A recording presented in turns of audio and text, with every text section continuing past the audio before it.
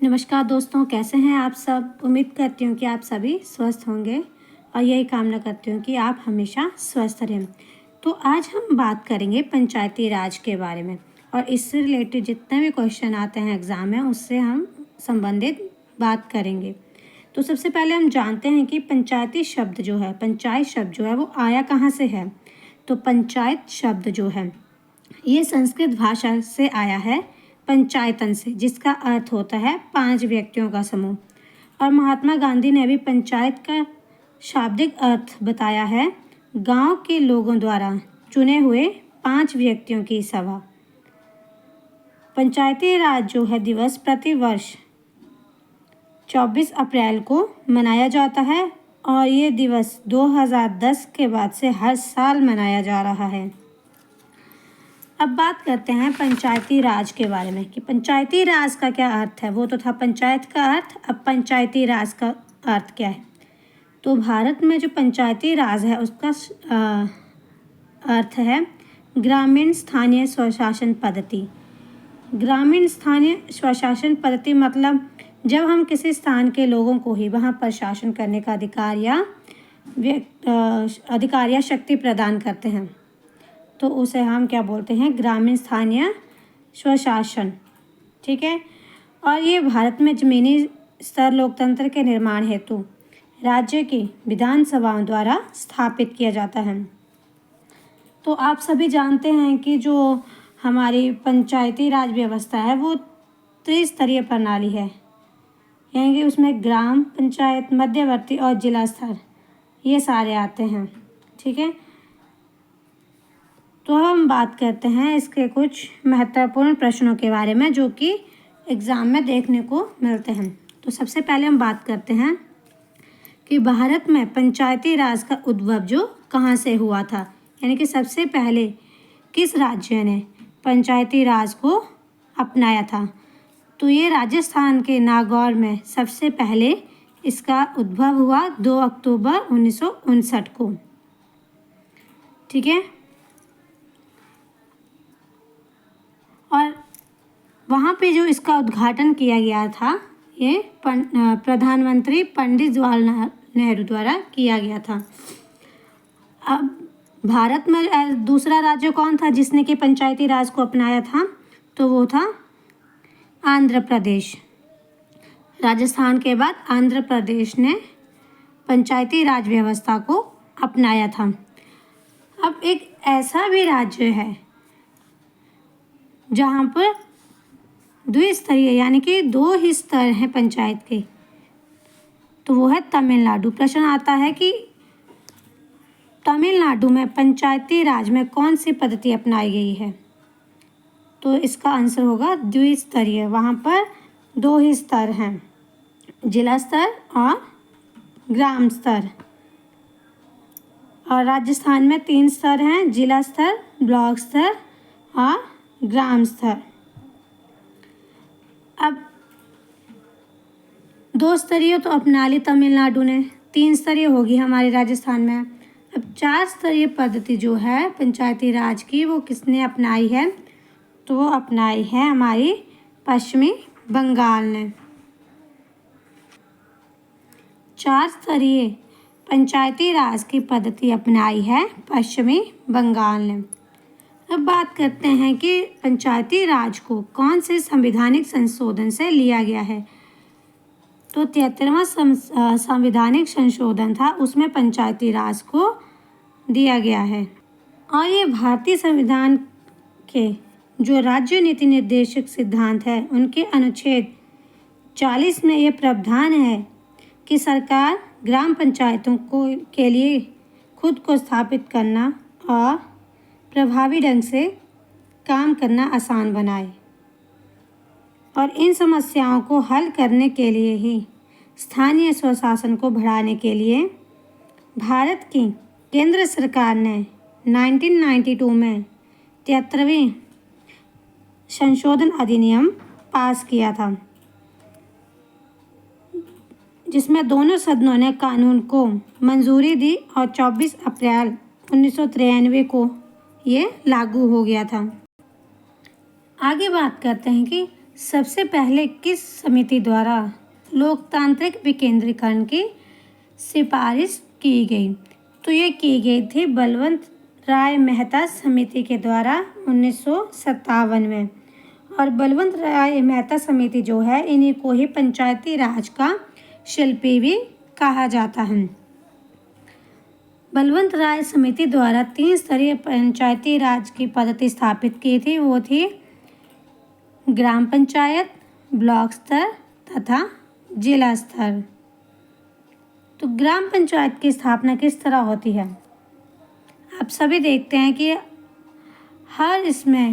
हर गांव में, हर ब्लॉक में खंड होते हैं, वहाँ पे ग्राम पंचायतें होती हैं। तो उनकी स्थापना किस तरह होती है?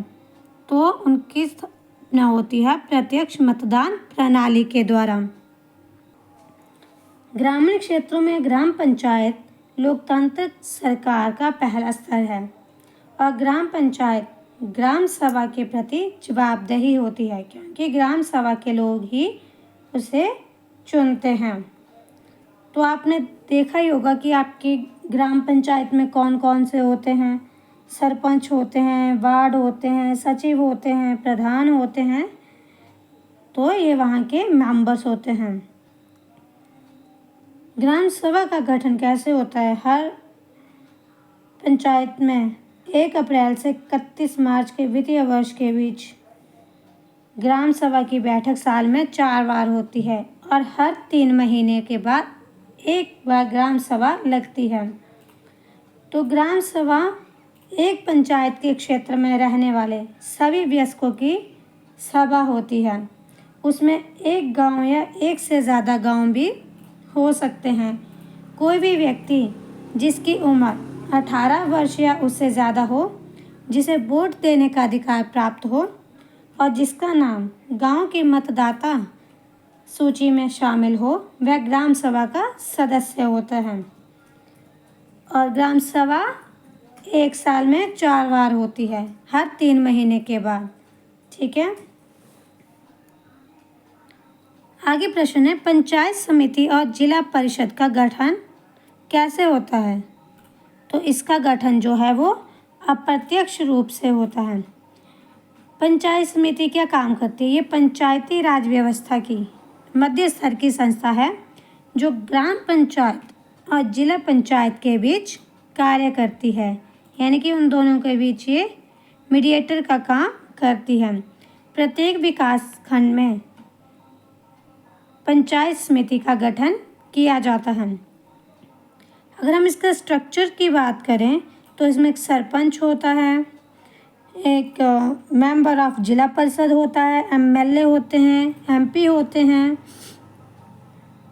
और इसमें सीधे भी सदस्य निर्वाचित होते हैं। जैसे कि ब्लॉक के अंतर्गत आने वाले क्षेत्र से कुछ सदस्य सीधे जनता से चुने जाते हैं और ब्लॉक के कुछ अधिकारी भी पंचायत समिति के सदस्य होते हैं।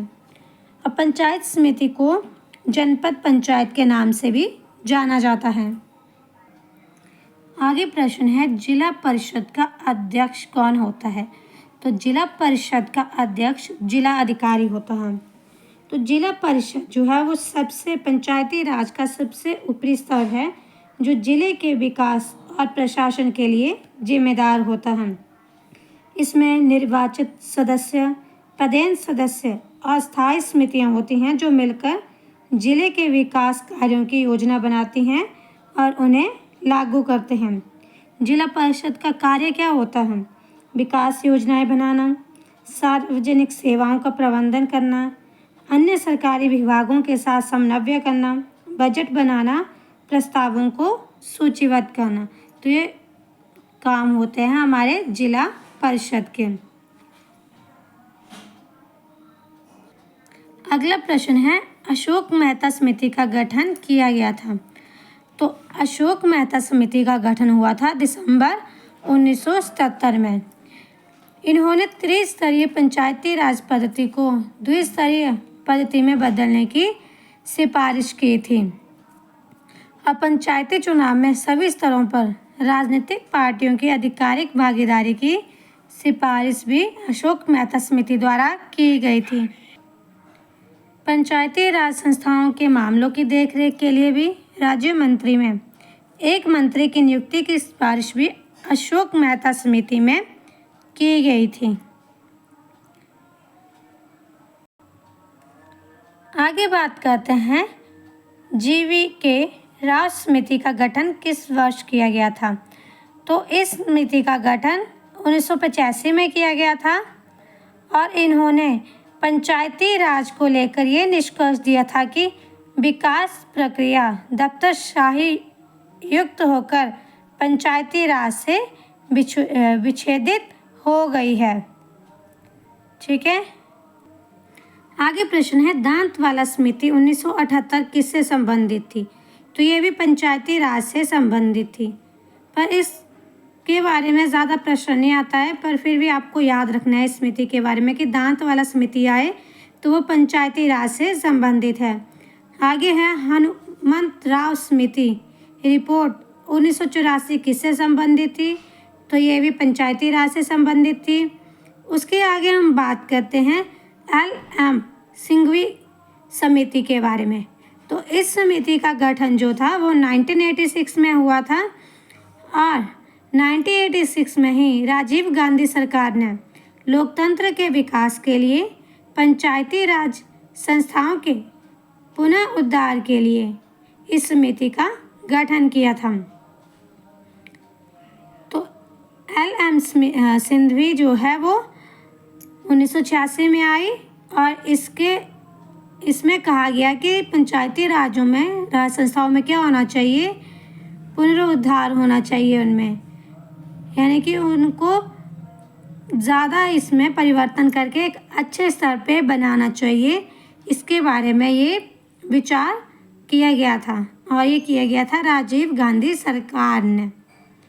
आगे बात करते हैं हम थुंगन समिति का गठन 1988 में हुआ था। अगला प्रश्न है पंचायती राज संस्थाओं को लेकर VN गाडगिल समिति कब गठित हुई। तो ये समिति गठित हुई थी 1988 में और इसमें इस प्रश्न पर विचार किया गया कि पंचायती राज संस्थाओं को कैसे प्रभावकारी बनाया जाए। अगला प्रश्न था राजीव गांधी सरकार द्वारा पंचायती राज संस्थाओं के संवैधानिक दर्जा देने के लिए LM सिंघवी समिति की अनुशंसा के लागू करने के लिए किस संवैधानिक संशोधन को लाए थे। तो ये लाए थे 64वां संवैधानिक संशोधन 1999 में, लेकिन ये राज्यसभा में पारित नहीं हो पाया था। तो अगला जो प्रश्न है वो बहुत इम्पोर्टेंट है, वो एग्ज़ाम में मैक्सिमम देखने को मिलता है।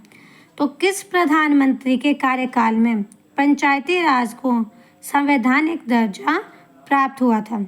तो ये हुआ था PV नरसिम्हा राव के कार्यकाल में, जब PV नरसिम्हा राव प्रधानमंत्री थे देश के, उस टाइम पंचायती राज को संवैधानिक दर्जा प्राप्त हुआ था। और ये हुआ था संवैधानिक संशोधन जो 73वां संवैधानिक संशोधन था उसमें। इस अधिनियम द्वारा एक नया खंड जोड़ा गया, खंड 9वां, और अनुच्छेद 243 से 243 तक पंचायती राज को वर्णित किया गया है।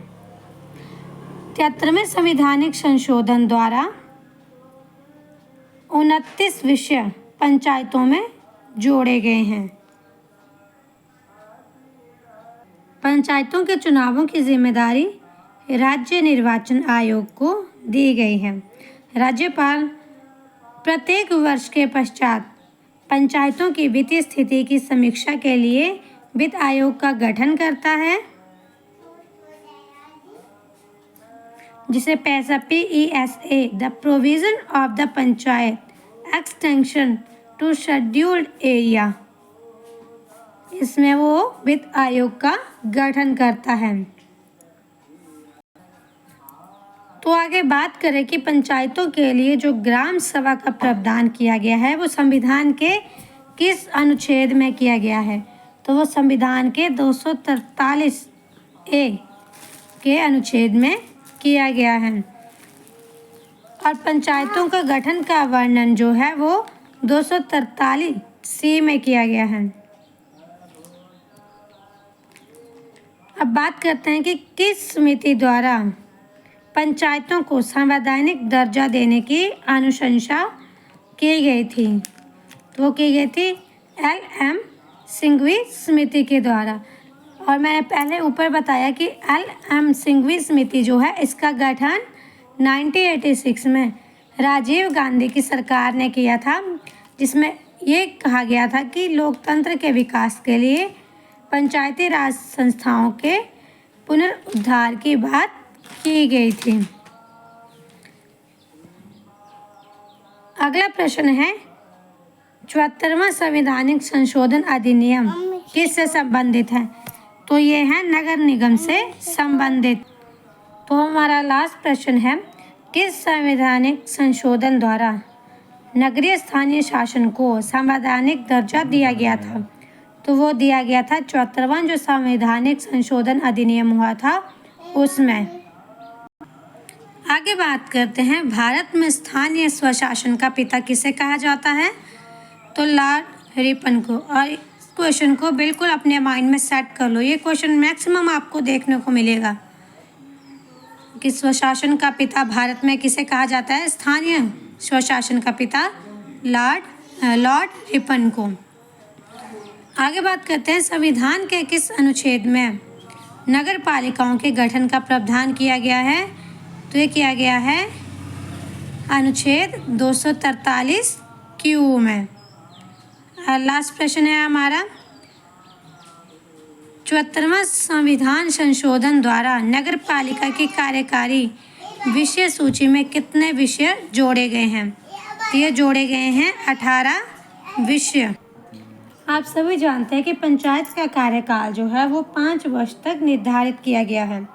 पंचायत को उनके कार्यकाल की समाप्ति से पहले भंग किया जा सकता है। अगर ऐसा होता है तो विघटन की तिथि के 6 महीने की अवधि के अंदर नई पंचायत बनाने के लिए चुनाव फिर से होते हैं। और लेवल ऑफ पंचायत तो मैंने आपको बता ही दिया, डिस्ट्रिक्ट लेवल, ब्लॉक लेवल और विलेज लेवल। विलेज लेवल पे हम बोलते हैं ग्राम पंचायत, ब्लॉक लेवल पे बोलते हैं हम जनपद पंचायत या पंचायत समिति, और डिस्ट्रिक्ट लेवल पे हमारे आ जाते हैं डिस्ट्रिक्ट पंचायत या फिर जिला परिषद।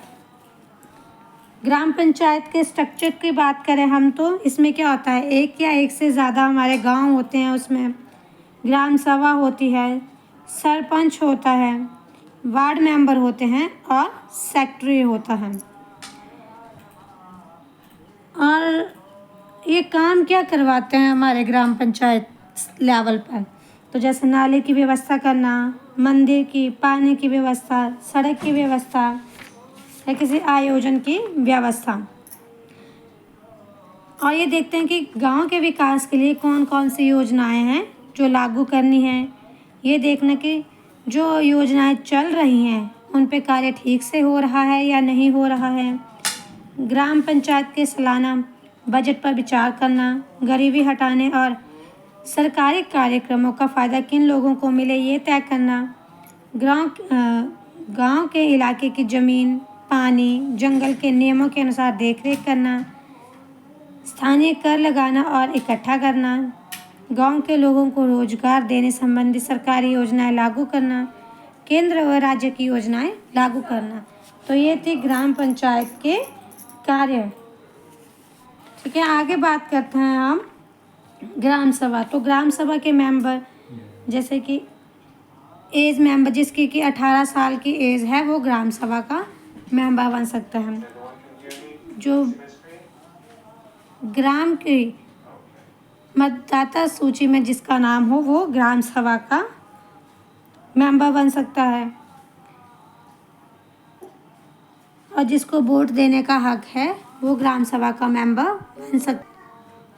आगे ग्राम पंचायत में एक सरपंच होता है जिसे कि गांव का मुखिया कहा जाता है। इसका कार्यकाल जो होता है वो 5 साल तक होता है और इसको ग्राम सभा के जितने भी वोटर मेंबर हैं उनके द्वारा इसको चुनाव के माध्यम से है वो चुना जाता है। वार्ड मेंबर होते हैं, तो वार्ड मेंबर एक ग्राम पंचायत में छोटे छोटे क्षेत्रों में बटी होती है और प्रत्येक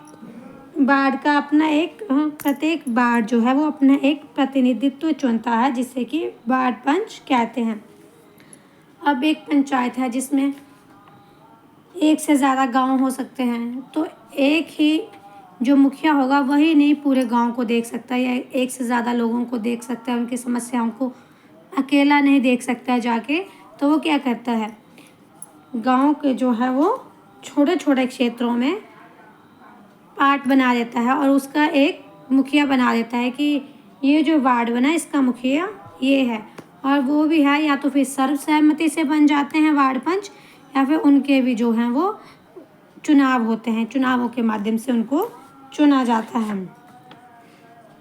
आगे बात करते हैं हम सेक्रेटरी का। तो सेक्रेटरी जो है वो गवर्नमेंट के द्वारा अप्रूव्ड होता है। तो ये था कुछ ग्राम पंचायत का स्ट्रक्चर। तो सेक्रेटरी का कार्य क्या होता है, ये ग्राम सभा की बैठकें बुलाने के लिए तथा जो भी कार्यवाही हो रही है वहाँ पे उसको रिकॉर्ड करने के लिए जिम्मेवार होता है। तो ग्राम सभा की बैठक जो होती है वो हर साल 4 बार होती है। आगे बात करते हैं हम इसके सेकंड लेवल की, वो जो है जनपद पंचायत यानी कि पंचायत समिति। तो ये जो पंचायती राज व्यवस्था में मध्य स्तर की जो संस्था है ये, इसका कार्य ग्राम पंचायत और जिला पंचायत मतलब जो उच्च स्तर का है और निम्न स्तर का है उन दोनों के बीच कार्य करना है। और हर विकास खंड में जनपद पंचायत का गठन होता है। तो इसके स्ट्रक्चर की बात मैंने आपसे पहले कर ली है। अब इसके अध्यक्ष, तो इसका अध्यक्ष जो होता है वो प्रधान होता है, जो कि निर्वाचक मंडल द्वारा चुना जाता है, जिसमें पंचायत समिति के सभी सदस्य और क्षेत्र में आने वाली सभी ग्राम पंचायत के पंच शामिल होते हैं। जनपद पंचायत के अंतर्गत कई ग्राम पंचायतें आती हैं। जनपद और जिला पंचायतों के जरिए ग्राम पंचायतों को सरकारी योजना धनराशि मिलती है। तो ये कार्य कौन से करते हैं?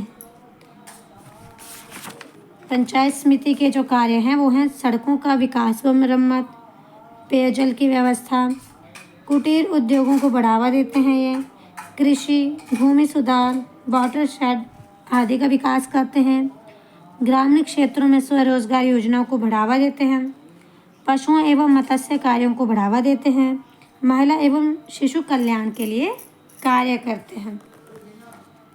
आगे हम बात करेंगे जिला परिषद के बारे में। तो जिला परिषद जो है वो ये सबसे ऊपरी स्तर की व्यवस्था होती है और ये जिले के विकास और प्रशासन के लिए जिम्मेवार होती है। ठीक है, तो ये थे पंचायती राज से संबंधित कुछ जानकारी जो कि मैंने आपके साथ साझा की। उम्मीद करती हूँ कि आपको ये जो विषय है अच्छा लगा होगा और जो ये प्रश्न दिए गए हैं ये हमारे एग्ज़ाम के लिए बहुत ही इम्पॉर्टेंट है, क्योंकि पंचायती राज से कोई ना कोई प्रश्न ज़रूर आता है।